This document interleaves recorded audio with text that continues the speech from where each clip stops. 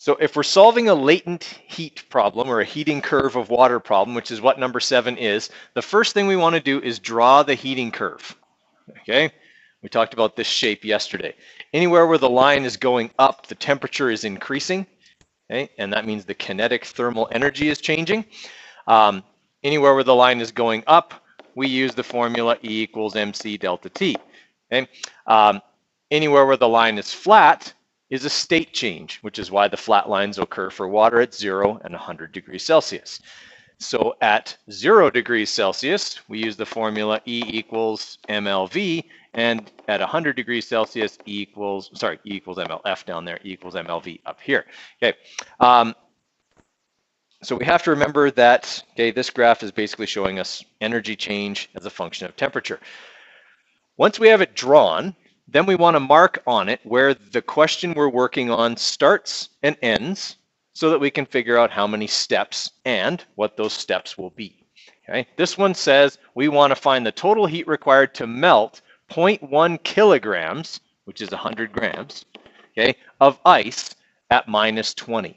All right, so that means we're starting down here at minus 20, and we're going to have the ice completely melted. That's over here. Okay, it doesn't say anything about warming the water beyond 0 degrees Celsius, so we're stopping at 0. So how many steps are we looking at here? 2 steps. Okay, we first have to heat the ice to 0 and then melt it. 2 steps. All right, then we can identify what formulas we're going to use in those steps. So in step 1, the line is going up, which means I'm going to be using mc delta T. Anywhere the line's going up, I use mc delta T. Okay, the mass is 100 grams, so I can plug that in. Okay, C is the specific heat capacity. And what am I heating right now? Ice. Okay, ice has a specific heat capacity of 2.116 joules per gram degree Celsius. And how much am I heating it by? By 20 degrees. Okay. So I can calculate how much energy is required for step 1. 100 times 2.116 times 20. All right, so we're going to use 4,232 joules worth of energy to do that. Okay. Step 2 involves us melting the ice. Since there's no change in temperature, I'm obviously not using mc delta T. Now I'm going to use E equals MLF. Okay, so E equals M times LF. And remember that LF is the latent heat of fusion of water. It is how many joules per gram are required to melt ice. Okay, and that number is 333. So we take our 100 and we multiply it by 333. Okay, so we should get 33,300 joules. All right? Pretty sure. Yeah, 33,300.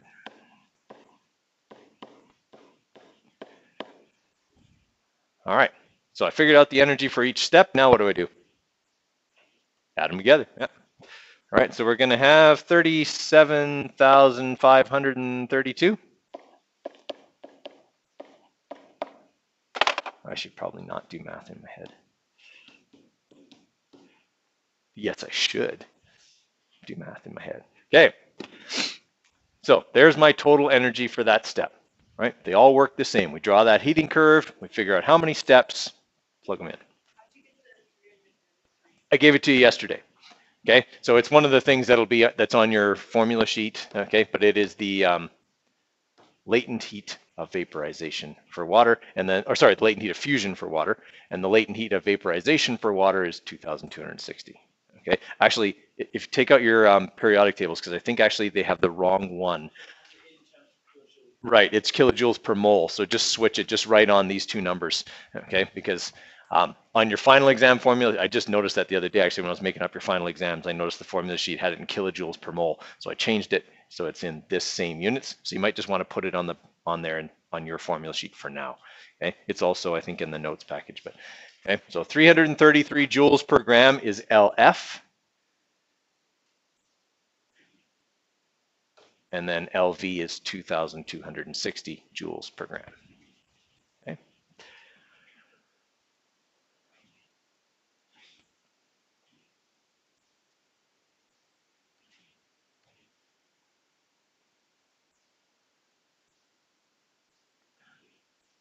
Okay, I want you guys to try number 8. Okay, give you a few minutes on number 8 and then we'll walk through it. Okay, we'll do a couple of these and then I'm going to do the unit exam review. Okay, since these are all pretty much the same, we only need to do a few of them. So again, the first thing we want to do is just draw our heating curve of water, okay, really quickly. We're starting out with ice at -10, so we're going to start down here, and we're going to go to water at 80 degrees Celsius, which is right about there, right? How many steps is that? 3 steps, okay? I've got to heat the ice to 0, melt the ice, heat the water to 80, all right? So 3 different steps there. All right, in step 1, I'm warming the ice. I am making an increase in temperature from -10 to 0 degrees Celsius. So I will have to use the energy formula that contains temperature change because that's what's going on in step 1, okay? A change in temperature of the ice. Okay, we have 0.05 kilograms of ice. That's 50 grams. Remember that our mass always has to be in grams when we're doing this because our specific heats are in joules per gram degrees Celsius. All right, so we got 50 times the specific heat of ice, 2.116, okay, times the temperature change, which is how much? 10 degrees, all right? It's only ice till it gets to 0. All right, so we've got 50 times 2.116 times 10. All right, so we're looking at 1,058 joules for that part. Okay, in step 2, I start out in step 2 with ice at 0. I'm going to end with water at 0. Okay, so that means I'm going to have to use E equals M times LF, the latent heat of fusion of water. Okay, again, the mass is still 50 grams, but I'm multiplying that by 333. Okay, and that'll give me 16,650 joules. Okay, for step 2. And then in step 3, I'm starting out with liquid water at 0, going to liquid water at 80. So that's a temperature change. Okay, so I have to use E equals MC delta T. Okay, again, my mass is still 50 grams, but now I'm heating water, different heat capacity for water. Okay, it's 4.2. And then I'm multiplying that by 80 degrees Celsius because that's how much I'm changing its temperature by. All right, so we'll have 50 times 4.2 times 80 degrees. All right, so we're looking at 16,800 joules.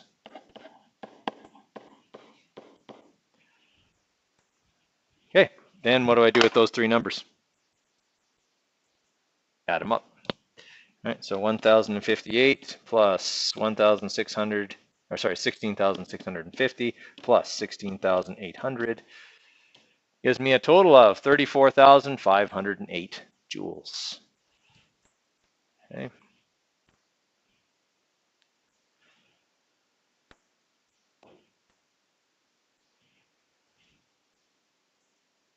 All right, let's have you try number 9. 8 and 9 are going to be very much like the question you're going to get on your unit exam. Okay, 3 steps. Okay, so again, on number 9, we want to just quickly draw a rough diagram of the heating curve of water, mark our starting point, 80 degrees, our ending point. We want to just completely vaporize it, which means we're not heating the steam, we're just making steam. Right, so we're going to end there. That's how many steps? 2. I think I said 3, but if I meant 2. Okay, so we got 2 steps here. First, we have to heat the water from 80 to 100 degrees Celsius. E equals MC delta T for that. Okay, and we are looking at 4 kilograms, which is 4,000 grams, times the specific heat capacity of water, 4.2, times 20 degrees Celsius, because we're only heating it from 80 to 100. Okay, so that one will be 4,000 times 4.2 times 20. Okay, 336,000 joules. Okay, and then in step 2, I need to vaporize that water completely. There's no temperature change during that process, so I will use E equals m times the latent heat of vaporization.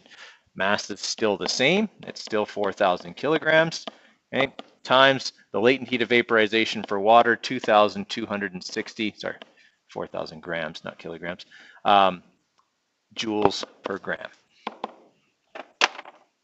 All right, so 4,000 times 2260, 9,040,000 joules. Okay, so if I add those two numbers together, okay, we are looking at 9,376,000 joules. Okay, so that's a lot.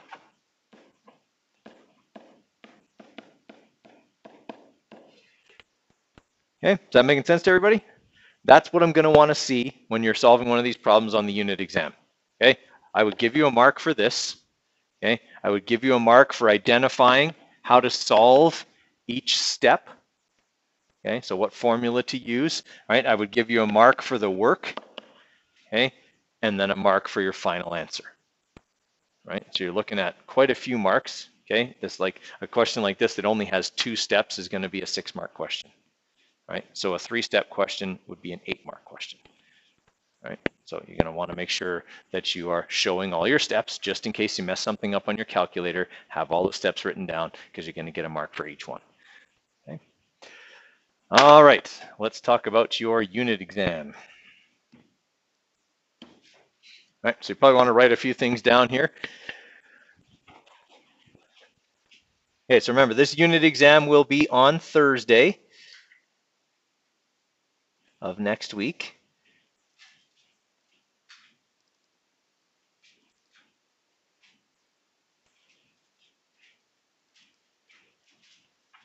Okay, and we are going to be looking at 25 multiple choice questions.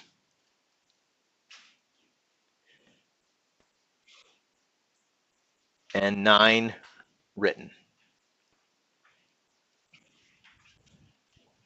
Okay, now, obviously we're not done the unit yet.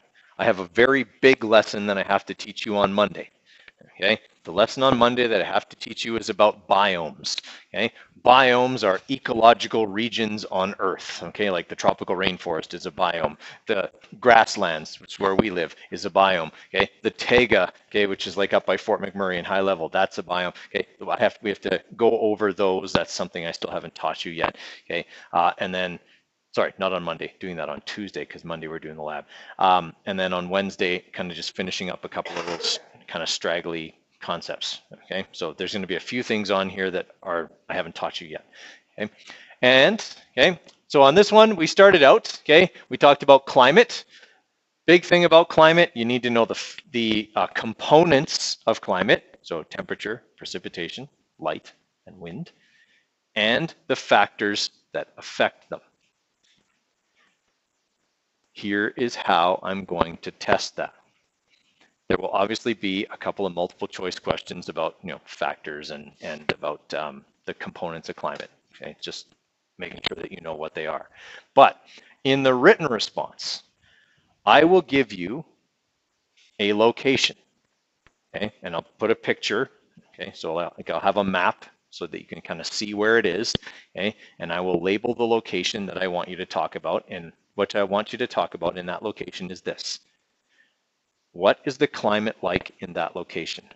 So you would need to describe what you think the 4 components of climate would be like in that location. And then tell me why, based on what factors you think make them that way. All right, so if it was like super easy, it would be describe the climate in Okotoks and tell me about the factors that affect climate. And you would say, well, Okotoks is relatively dry. Our wettest month is, June or something like that. You wouldn't necessarily need to know that, but hey, just, it's dry. It's got seasons, winter and summer. There's a big temperature change throughout the year. Light changes throughout the year because we're, quite a ways from the equator, right? So there I've just mentioned latitude as a factor affecting climate, okay? And I'm talking about the factors that affect climate as I talk about the component of climate. So this is why this is the way it is. This is the factor that causes it. This is why this is the way it is, okay? Our winds typically come from the southwest because of our latitude and because we're close to the Rocky Mountains. Now I've brought in mountain barriers, et cetera, et cetera. Okay, everyone kind of follow how that's going to be tested? Obviously, it's not going to be Okotoks. Okay, but it'll be somewhere that you would be familiar enough with that you'd be able to answer it effectively. All right, so that'll be the stuff on climate. Right? So climate's pretty important. It's got little pieces of it in other questions as well. Okay, when you're talking about biomes, climate is part of biomes, so you have to talk a little bit about that as well.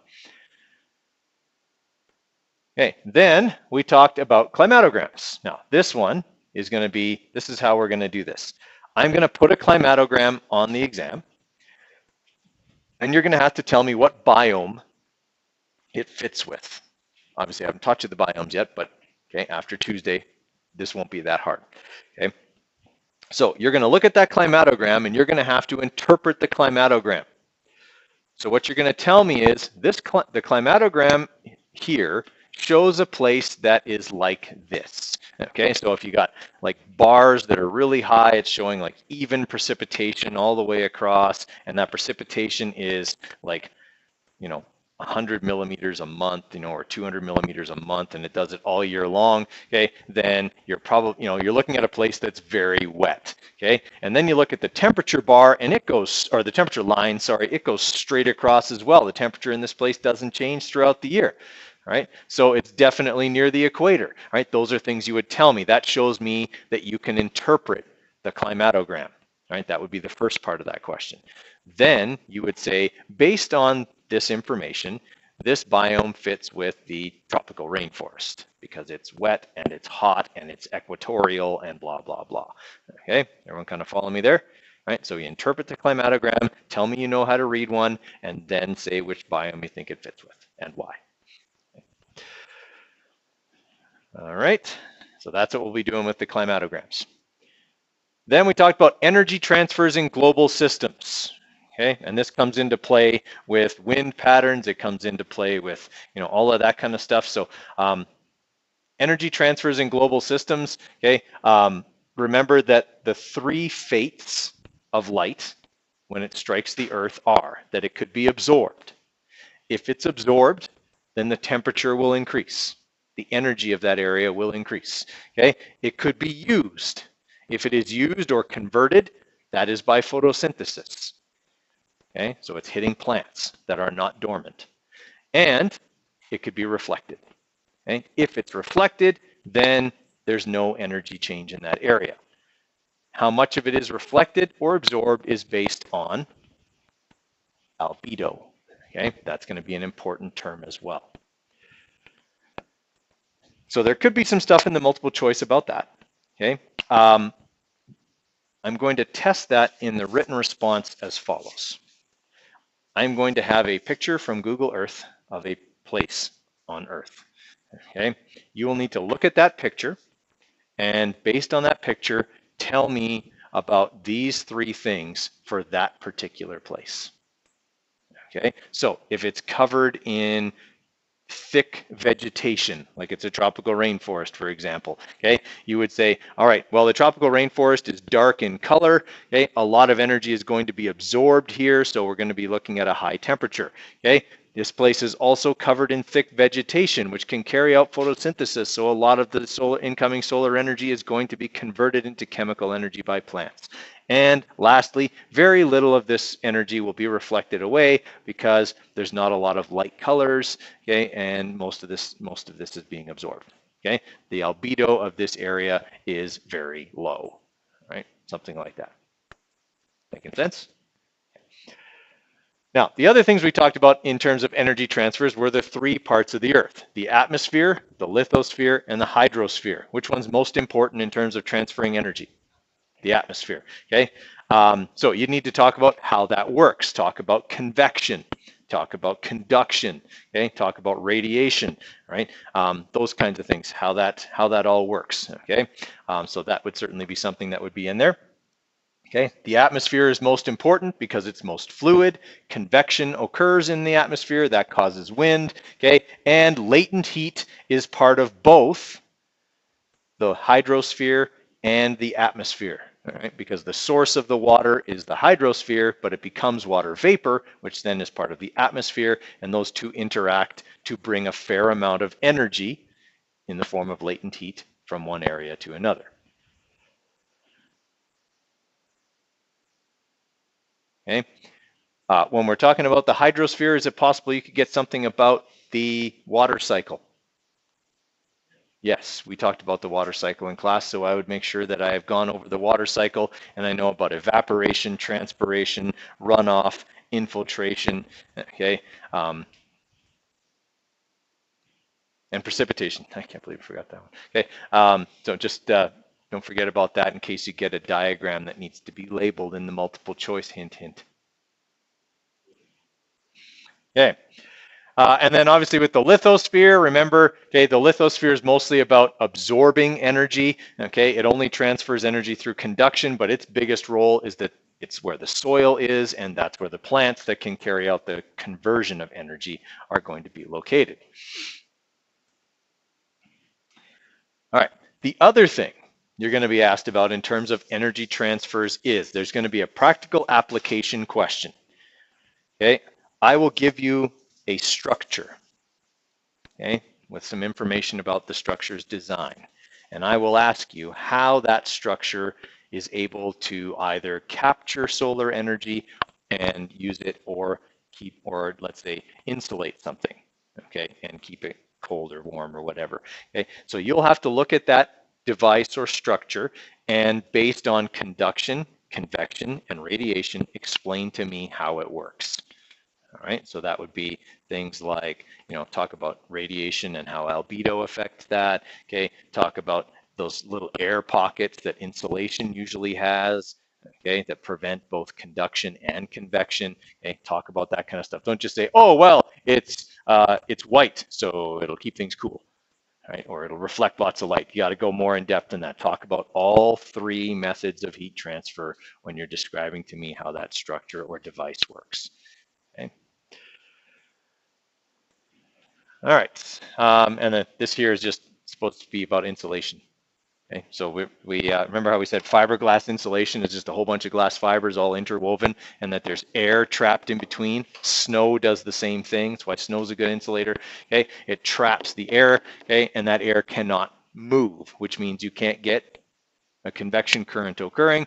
Okay, and conduction also can't occur because conduction doesn't happen through gases. Yeah, it only works through solids. Okay, so fiberglass insulation is a really good way to insulate your home. So is styrofoam, okay, because styrofoam's got pockets of air inside of it as well. Okay, they both work pretty well in terms of preventing those two things. Now, can they prevent radiation? Not really, no.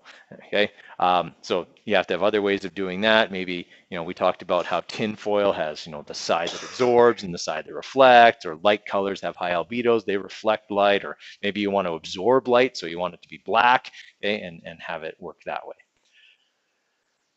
Okay, so there'll be one written response question about that. There's also a couple of multiple choice questions that deal with the principles of heat transfer. Okay, then we talked about wind patterns. All right, so there's a couple of questions in the multiple choice about prevailing winds, but there's also two questions in the written response asking you to explain how energy is transferred from the equator to the poles, how that can relate to prevailing wind patterns, okay, and also about the Coriolis effect. Okay. So when we talked about wind patterns, we said that, you get convection happening, hot air rises, cool air descends, okay, but the earth spins underneath that cycle as it's going on, okay, and that's going to create those patterns of prevailing winds. So make sure you study that so you can explain that, okay, also be able to explain the Coriolis effect, okay, and then also when we're talking about transferring energy from the equator to the poles, make sure you talk about the jet stream and latent heat. Okay, because those are the other two big mechanisms.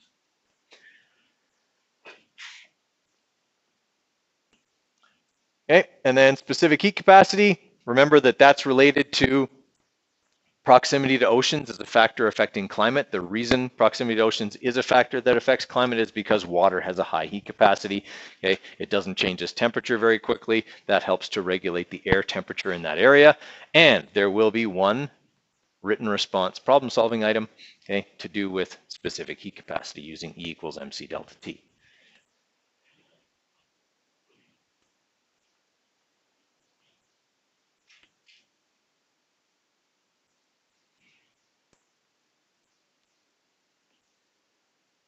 All right, there will be a latent heating curve of water problem solving item in the written response as well. Okay, there's a couple of multiple choice questions about latent heat as well, not problem solving, just about latent heat itself, right? But expect that there'll be one of these, just like the ones we did today on the unit exam.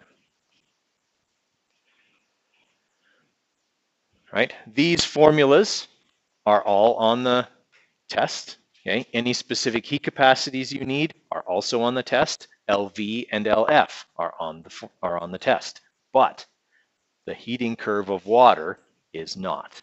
That's something you need to know. That shape and what it means, okay, in terms of being able to use it. Right, and the last thing is the thing I haven't gone over yet, and that's biomes. Okay, remember that biomes is going to be part of the climatogram question. And there will be a number of multiple choice items where I will give you a picture and a description of a biome that we've gone over, and you'll have to choose it from the 4 possibilities.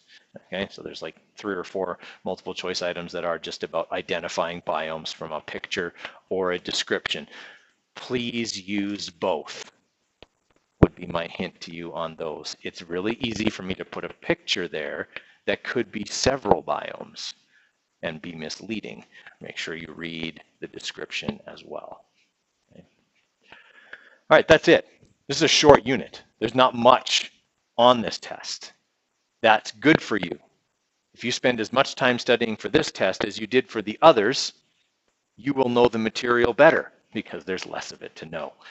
Okay, so make sure you do a good job of this. This is your last chance to improve the exam portion of your mark in this class. And if you study well for this test, study hard and know your stuff, you will be able to positively change your mark. Okay, this is probably the easiest of the 4 unit exams. Okay, please take that as me telling you study hard so you do well, not this is easy, don't study. Okay, that's not the message I'm trying to send.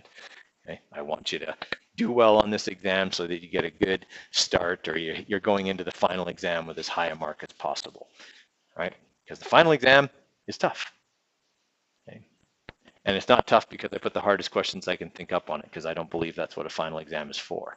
Okay, on a final exam, I put moderate level difficulty questions. I just want to know if you still know the stuff I've taught you. The difficulty in a final exam is the volume of material that's on it. It's everything. That's what makes it hard, or at least in my mind, that's what should make it hard. Okay, not that I can think up the hardest question ever. Okay, on Google Classroom the other day, I posted the review sheet for this.